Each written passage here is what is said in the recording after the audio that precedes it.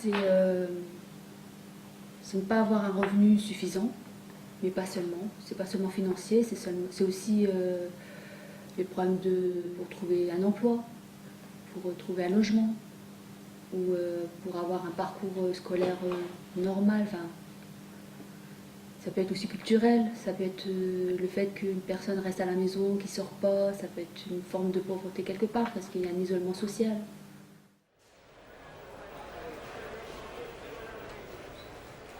Je pense qu'il faut créer déjà des actions encore peut-être plus poussées pour mettre plus en confiance les gens en fait.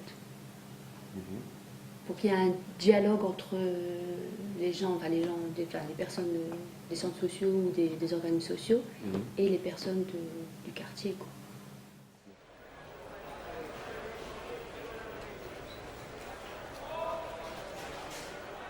Il y a des organismes qui sont difficiles à franchir. Si tu parles de la CAF, je pense que les gens ils ont peur de rentrer dans la CAF, quoi. Enfin, ils savent qu'ils sont confrontés à un mur, quoi, quelque part. Parce qu'ils ne se sentent pas écoutés, ils se sentent un peu pas compris, quoi.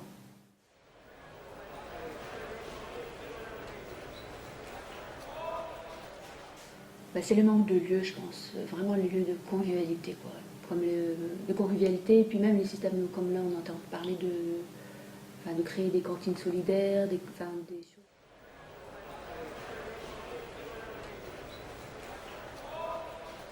Faire le partage.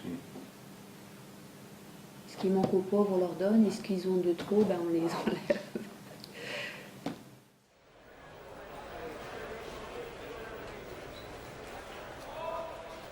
Ben oui, je connais une personne justement qui est dans une situation de précarité, ben, elle a 2 enfants, et oui, elle se débrouille très bien, elle s'en sort très bien. Quand on la voit, on ne dit pas qu'elle est pauvre. Mais comment tu fais pour t'en sortir avec juste le RSA, avec un minimum? Bah, parce que c'est la débrouille en fait. Elle va dans les endroits où elle trouve des choses. Voilà quoi. Système D quoi. Vraiment système D.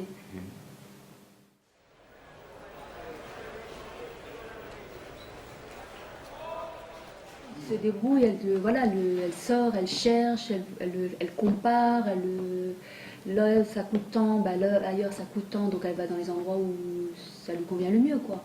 Puis elle échange, il y a par rapport aux vêtements, elle sait qu'il y a un enfant que voilà, ses enfants ils commencent à devenir grands, bah, elle garde ses vêtements, elle le donne, elle récupère d'ailleurs.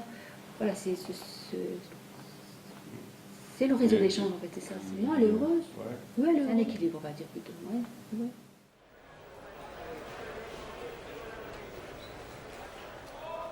Je m'appelle Farida, je suis représentante des allocataires de RSA.